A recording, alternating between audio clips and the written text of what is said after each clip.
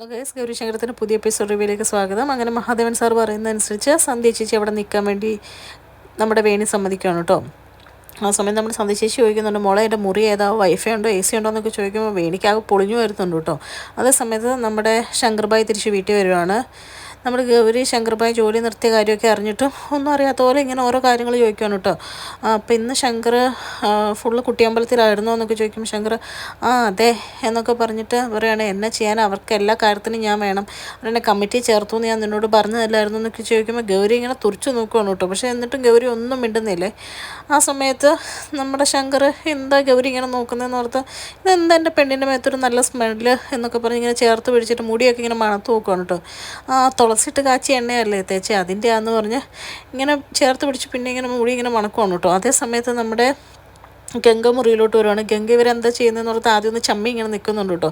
എന്നിട്ട് പറയും, സോറി കേട്ടോ, നിങ്ങൾക്ക് ഇതൊക്കെ വാതിലടച്ചിട്ട് ചെയ്തുകൂടെ, ഞാനൊരു കാര്യം ചോദിക്കാനാണ് വന്നേ എന്ന് പറഞ്ഞിട്ട് നമ്മുടെ ശങ്കർബായിയോട് ചോദിക്കുകയാണ്, എടാ ശങ്കു, നീ എന്തിനാ കുട്ടിയമ്പലത്തിലെ ജോലി വേണ്ടെന്ന് വെച്ചതെന്ന് ചോദിക്കുമ്പോഴേക്കും ശങ്കർബായി ആകെപ്പെടുവാണ് കേട്ടോ. ഗൗരീനെ നൈസായിട്ട് നോക്കുന്നുണ്ട്. എന്നിട്ട് വേണ്ടെന്ന് വെക്കുമോ, ഞാൻ വേണ്ടെന്നൊന്നും വെച്ചില്ല ഗംഗെ എന്ന് പറഞ്ഞിട്ട് പറയുകയാണ്, അത് ഞാൻ നിനക്കിപ്പം ഈ പ്രോഗ്രാം നടത്തുന്നത് നിൻ്റെ വലിയൊരു ഡ്രീമാണെന്നല്ലേ പറഞ്ഞേ, അപ്പം ഞാനവിടെ പണിക്ക് പോയി കഴിഞ്ഞ് കഴിഞ്ഞാൽ നമ്മുടെ പ്രോഗ്രാം അങ്ങനെ ശരിക്കും നടത്താൻ ഉള്ള ഫോക്കസ് കിട്ടില്ലല്ലോ. അപ്പോൾ അതിന് വേണ്ടിയിട്ട് ഞാനൊരു 2-3 മാസത്തേക്ക് ലീവ് എടുത്തതേ ഉള്ളൂ എന്ന് പറയും. ആ സമയത്ത് നമ്മുടെ ഗൗരി ഇങ്ങനെ ശങ്കറിനെ നോക്കുന്നുണ്ട്. ശങ്കർ ഇങ്ങനെ നൈസായിട്ട് അല്ല, പ്രോഗ്രാം നന്നായിട്ട് നടക്കണമല്ലോ അതുകൊണ്ടാണെന്ന് പറയുമ്പോഴേക്കും ഗംഗയ്ക്ക് ഭയങ്കര സന്തോഷമാണ്. ഗംഗ അപ്പോൾ എനിക്ക് വേണ്ടിയിട്ടാണോ നീ ലീവ് എടുത്തതെന്നൊക്കെ ചോദിക്കുന്നുണ്ട്. ആ സമയത്ത് നമ്മുടെ ഗൗരി ഇങ്ങനെ അതെ അതെ എന്നുള്ള രീതിയിൽ ഇങ്ങനെ നിൽക്കുവാണ്. എന്നിട്ട് നമ്മുടെ ഗൗരി ഇങ്ങനെ ശങ്കറിനെ കളിയാക്കുന്നുണ്ട് കേട്ടോ. ശങ്കർ ഒരു വലിയ കലാകാരനാണ്, ഗംഗയ്ക്ക് അറിയാൻ പറ്റിയിട്ട് ഒരു വലിയ റിയലിസ്റ്റിക് ആക്ടറാന്നൊക്കെ പറയുമ്പോഴേക്കും നമ്മുടെ ഗംഗ പറയുന്നുണ്ട്, അത് നേരെ പണ്ട് നാടകത്തിലൊക്കെ അവൻ ഒരുപാട് അഭിനയിച്ചിട്ടുണ്ട്, നല്ല സൂപ്പർ സ്റ്റാർ ആയിരുന്നു എന്നൊക്കെ പറയുമ്പോൾ ഗൗരി പറയുന്നുണ്ട്, പണ്ടല്ല ഇപ്പോഴും കഴിവിനൊരു കുഴപ്പമില്ല എന്ന് പറയുമ്പോൾ നമ്മുടെ ഗംഗ പറയുന്നുണ്ട്, നമുക്കെങ്കിൽ ദേവമാമയോട് പറഞ്ഞിട്ട് ഒരു പ്രൊഡക്ഷനൊക്കെ തുടങ്ങിയിട്ട് നിന്നെ ഹീറോ ആക്കി ഒരു സിനിമയൊക്കെ തുടങ്ങിയാലോ എന്ന് പറയുമ്പോഴേക്കും നമ്മുടെ ഗൗരി ഇങ്ങനെ ശങ്കറിനെ കുത്തുന്നുണ്ട്. അത് നല്ലതായിരിക്കും, ശങ്കർ ഇത്ര റിയലിസ്റ്റിക് ആയിട്ട് അഭിനയിക്കുന്നതുകൊണ്ട് ഒരു അവാർഡൊക്കെ പ്രതീക്ഷിക്കാമെന്നുള്ള രീതിയിൽ ഇങ്ങനെ പറയുവാണ്. എന്നിട്ട് നമ്മുടെ ഗംഗ അവിടെ നിന്ന് പോവാണ്. എന്നിട്ട് ശങ്കർ ഇങ്ങനെ ഗൗരിയോട് ഒന്നും മിണ്ടുന്നില്ല കേട്ടോ. ഗൗരിയും തിരിച്ച് ശങ്കറിനോട് കൂടുതലൊന്നും ചോദിക്കുന്നില്ല, കാരണം ഗൗരിക്ക് മനസ്സിലായി ധ്രുവൻ്റെ പുറകെ പോകാനുള്ള പദ്ധതി കൊണ്ടാണ് എന്നൊക്കെ നമ്മുടെ നമ്മുടെ ഗൗരിക്ക് മനസ്സിലായി. എന്നിട്ട് പിന്നെ കാണിക്കുന്നതെന്ന് വെച്ച് കഴിഞ്ഞാൽ നമ്മുടെ ആദർശേട്ടൻ്റെ വീടാണ്. ആദർശേട്ടൻ്റെ വീട്ടിൽ അവരെല്ലാവരും ഇരുന്ന് ഫുഡ് കഴിക്കുകയാണ്. അതേസമയം നമ്മുടെ ആരതി മോള് നന്ദിനിയമ്മയോട് പറയുന്നുണ്ട്, എനിക്കിഷ്ടപ്പെട്ട എന്തെങ്കിലും ഫുഡ് ഉണ്ടാക്കണം എന്നുണ്ടെങ്കിൽ ഞാനത് അമ്മയോട് പറയണം, ആദർശേട്ടനുള്ളത് പറയാണ്ട് ഉണ്ടാക്കും എന്ന് പറയുമ്പോഴേക്കും നമ്മുടെ നന്ദിനിയമ്മയ്ക്ക് ദേഷ്യം വരുന്നുണ്ട് കേട്ടോ. ആ സമയത്ത് മുത്തശ്ശി പറയും, നീ ഇപ്പം വലിയൊരു പെണ്ണാ, അടുക്കളയിൽ കയറേണ്ട സമയമൊക്കെ അങ്ങനെയാണെങ്കിൽ നിനക്ക് ഇഷ്ടപ്പെട്ടൊക്കെ ഉണ്ടാക്കി കഴിക്കാമെന്ന് പറയുമ്പോൾ നമ്മുടെ ആരതിക്ക് ചെറുതായിട്ട് കൊള്ളുവാണ് കേട്ടോ. എന്നിട്ട് ഇനി അതിൻ്റെ പേരിലൊന്നും പറയണ്ടെന്ന് പറയും. അതേസമയം നമ്മുടെ ആദർശും വേണിയും കൂടെ ഫുഡ് കഴിക്കാൻ വേണ്ടി ഹാളിലോട്ട് വരുവാണ്.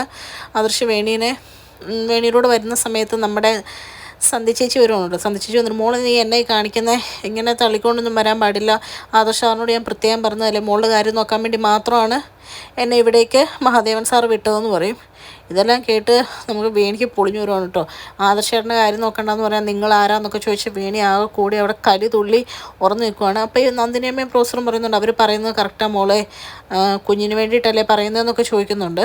എന്നാലും നമ്മുടെ വേണിക്ക് ആദർശിനെ വിട്ടിട്ടുള്ള കളിയൊന്നും ഇല്ലാത്തതുകൊണ്ട് വേണിക്ക് ആ കൂടെ ദേഷ്യം വന്ന് സന്ധ്യ ചേച്ചിയായിട്ട് ഉടക്കിയിട്ട് കയറി പോവാണ് കേട്ടോ ഫുഡ് കഴിക്കാതെ. ആ സമയത്ത് നമ്മുടെ ആദർശനോട് സന്ധ്യ ചേച്ചി വരുന്നുണ്ട്, മോൻ ഇതൊക്കെ ഒന്ന് പറഞ്ഞ് മനസ്സിലാക്കണം എന്നൊക്കെ പറയുന്നുണ്ട്. എന്നിട്ട് നമ്മുടെ നന്ദിനിയമ്മ വേണിയുടെ മുറിയിൽ ചെന്ന് കണ്ട്, മോളെ ഞാൻ ആദർശിൻ്റെ കാര്യമൊക്കെ നോക്കിയോളാം, അതെനിക്കൊരിക്കലും ഒരു ബുദ്ധിമുട്ടല്ല എന്നൊക്കെ പറയുന്നുണ്ട്. എന്നാൽ അതേസമയം നമ്മുടെ ആദർശ് കയറി വരുന്നുണ്ട് കേട്ടോ മുറിയിൽ. എന്നിട്ട് ആദർശ് ഇതെല്ലാം കേൾക്കുന്നുണ്ട്. എന്നിട്ട് ആദർശ് പറയുന്നുണ്ട്, നമുക്ക് നിൻ്റെ അച്ഛനോട് ഇച്ചിരി റിസ്ക് ആണെങ്കിലും സത്യങ്ങളെല്ലാം തുറന്നു പറഞ്ഞാലോ, അല്ലാണ്ട് ഇത് ഇങ്ങനെ മുമ്പോട്ട് പോയാൽ അത് ശരിയാവുമെന്ന് എനിക്ക് തോന്നുന്നില്ല എന്ന് പറയുമ്പോഴേക്കും നമ്മുടെ വേണി പറയുന്നുണ്ട് കേട്ടോ, ആര് ചാരങ്ങാട്ട് മഹാദേവനോടോ അച്ഛൻ്റെ സ്വഭാവം ആദർശേട്ടനെ അറിയാൻ പാടില്ല എന്നിട്ട് പണ്ട് ഗൗരിയോട് കാണിച്ച ഓർമ്മയില്ലേ, ഗൗരീനെ വീട്ടിൽ നിന്ന് പുറത്താക്കിയത് ഓർമ്മയില്ലേ, അതിലും കഷ്ടമായിരിക്കും നമ്മുടെ ആരും അറിഞ്ഞു കഴിഞ്ഞാൽ പിന്നെ അച്ഛൻ എന്തുട്ടാ കാണിക്കുന്നതെന്ന് എനിക്ക് പറയാൻ പറ്റത്തില്ല, ഞാൻ ചതിക്കുമായിരുന്നെന്ന് അറിയുവാണെങ്കിൽ അത് മൊത്തം പ്രശ്നമാവുമെന്ന് പറയുകയാണ്.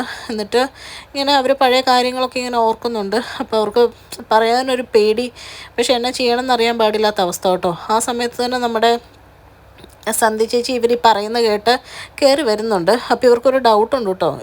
പുള്ളിക്കാരി കേൾക്കുന്നതായിട്ട് കാണിക്കുന്നില്ല, പക്ഷെ കേട്ടിട്ടുണ്ടാവുമോ എന്ന് ഇവർക്കൊരു ഡൗട്ട്. കാരണം പുള്ളിക്കാരിയുടെ നോട്ടത്തിലും ഭാവത്തിലും ഒരു വ്യത്യാസം, ആദർശിനും ഒരു ഡൗട്ട്, വേണിക്കും ഒരു ഡൗട്ട്. പുള്ളിക്കാരി ഒരു പ്രത്യേക രീതി നോക്കിയിട്ടൊരു ജ്യൂസ് കൊണ്ട് കൊടുത്തിട്ട് പറയും മോളിത് കുടിക്കുന്നൊക്കെ പറയുന്നുണ്ട്. എന്നിട്ട് പോയി കഴിയുമ്പോൾ ആദർശ് വേണിയോട് ചോദിക്കുന്നുണ്ട് ഇനി കേട്ട് കാണുമോ നമ്മൾ സംസാരിച്ചത്, അവർക്ക് എന്തോ ഒരു മാറ്റം ഉണ്ടെന്നൊക്കെ പറയുമ്പോൾ ഇവരിങ്ങനെ ഇരിക്കുകയാണ്. പോകുന്നതിന് മുമ്പ് നമ്മുടെ സന്ധ്യ ചേച്ചി പറയും മോക്ക് ഞാൻ ഓട്സിൽ കുറച്ച് ക്യാഷിനിട്ടിട്ട് കൊണ്ടുവരാം എന്നൊക്കെ പറഞ്ഞിട്ടാണ് പോകുന്നത്.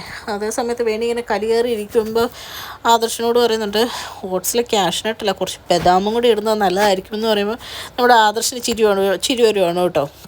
അത് കഴിഞ്ഞ് കാണിക്കുന്നതെന്ന് വെച്ച് കഴിഞ്ഞാൽ ഇവരിങ്ങനെ എന്ത് ചെയ്യും എന്നുള്ളൊരു പ്ലാനിങ്ങിൽ ഇങ്ങനെ ഇരിക്കുന്നത് കാണിച്ചുകൊണ്ട് ഇന്നത്തെ എപ്പിസോഡ് അവസാനിക്കുകയാണ്. അത്രേ ഉള്ളൂ ഗൈസ്.